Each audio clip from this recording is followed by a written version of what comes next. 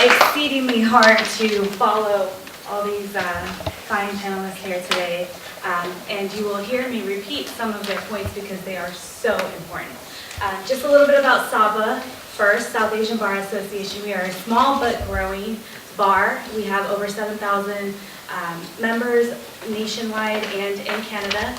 And in Florida, I've been the past president of the chapter here. We're a statewide chapter, and we are also growing. We have about 50 to 75 members, but we're proud of the work that we do.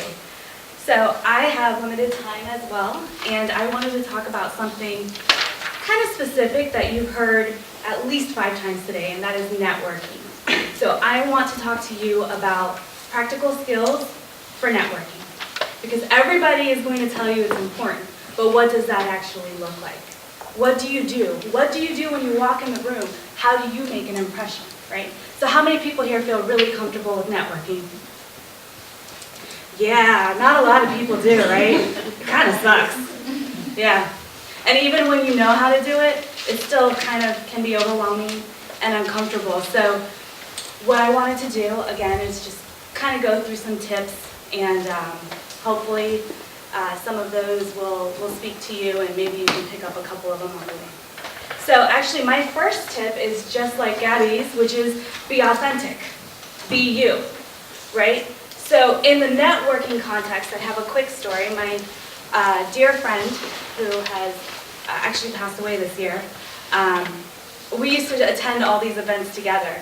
And actually, it's making me a little sad here today, but he used to say to all of his audiences, because he would end up on these panels, he used to say, look, I'm terrible at this, but those people who knew him knew he was so good at it. The problem was, he's kind of an asshole.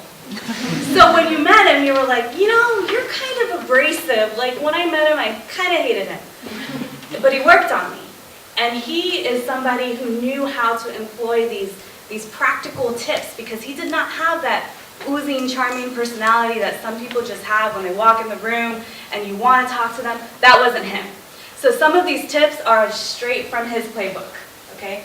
But you have to figure out what works for you. Some people are better one-on-one. Some people can work a room like magic. So most people are going to fall somewhere in between that. Figure out what works for you. It's going to be some trial and error, but then you employ that, right? And you figure it out so you're not wasting your time doing the things that are not effective for you. Okay, so the second tip I have, and Phil actually mentioned this earlier, your networking starts now. Now and with everyone, right?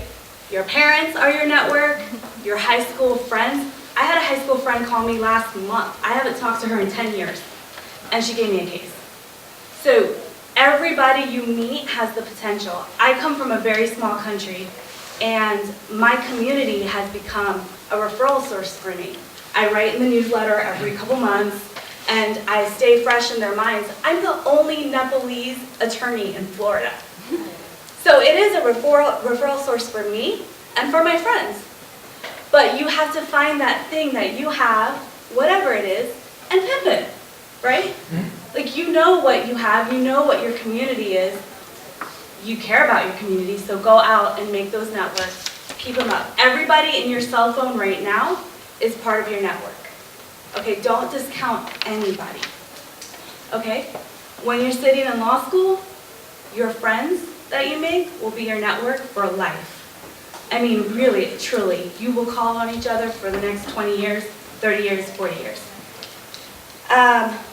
This one is out of my friend's playbook. Send handwritten notes. Nobody does it anymore. This person was a professional, a partner at a law firm. If he could find the time to send me a handwritten note every time we sat on a panel together, and I've been his friend for 8 years, you guys can too. I don't mean everybody you get a business card from, but if somebody actually helps you, if you have a substantive conversation with someone, I would say this, kind of a guideline rule. If they're going to remember who you are when they get the card, send the card.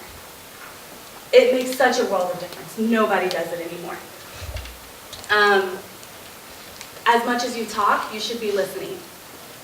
Listening is categorically one of the most important things you can do, because When you listen to people, you hear opportunities where you can help them. And when you can help them, guess who they're going to remember? We all remember the people who do nice things for us, whether that's pass your resume along. So if you remember those people who do that for you, guess what?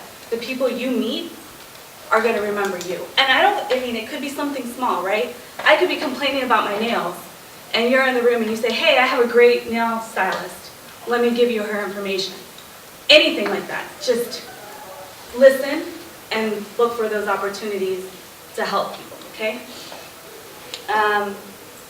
This is another one out of my friend's playbook. Remember, he had to kind of think through all of his logistics. So he used to say, when you go to a networking event, don't pick up the food and the drink. Leave one hand free, because you need to shake hands. Practical advice from a practical man. So give yourself a drink limit. Give yourself a drink limit. I mean, I'm not going to make you raise your hands, but there are some people in the room who definitely had a little too much to drink at a time. Don't be that other story. Be remembered but not memorable. Exactly. This is a personal one for me. Be careful who you text, right? When you meet people at a networking event, they probably don't want to hear from you via text. I've had people do it, people who are trying to help get jobs, and they texted me. That's sort of a personal thing. It's okay to say, do you mind if I text you? But I guess the whole point is, think about the medium in which you are communicating to professionals, okay? Facebook, Twitter, all of that still applies, right? You may not want to Facebook friend everybody you meet. Now, I think Jean mentioned this, find a mentor and keep your relationships. That is, I mean, it's 3 words, right? But it's everything. Keep your relationships. You can meet someone once, but if you pop up in their inbox, if you meet them once every 6 months, they're going to keep you in mind. That's how you really get ahead, is to form those relationships. We've talked a lot about bar organizations and leadership organizations. I would say, practically, choose 2 or possibly 3 and take leadership positions in them. It is far more impressive to be the president of an organization or the chair of a committee than it is to be on 17 voluntary bar associations and not do much on any of them. Does that make sense? Invest in leadership programs.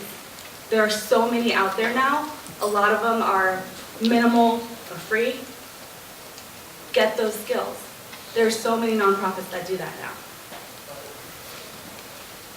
Finally, stay positive and uplift each other. Again, you guys are each other's network.